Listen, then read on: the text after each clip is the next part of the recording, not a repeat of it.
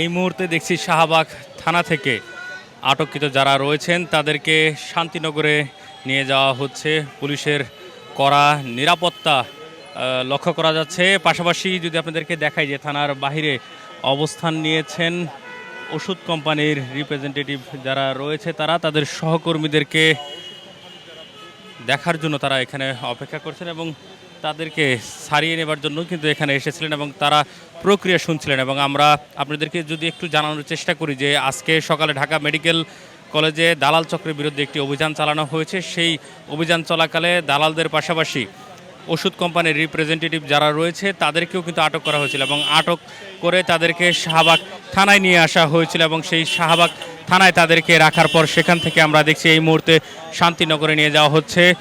প্রথমে একটি পুলিশের নিরাপত্তা গাড়ি এবং তার পিছনেই আমরা দেখছি রয়েছে যেখানে আটককৃত যারা রয়েছে তারা, এবং এই গাড়িটিতেই কিন্তু আটককৃত যারা রয়েছে তাদেরকে নিয়ে যাওয়া হচ্ছে। এবং এখানে আমরা দেখছি তারা হাত উঁচিয়ে রয়েছেন এবং অনেকেই তারা এখান থেকে সহকর্মীদের প্রতি হাত নাড়িয়ে কিন্তু শেষবারের মতো একটুখানি সহমর্মিতা জানাচ্ছিল।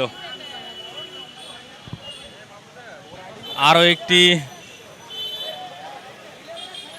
Prism van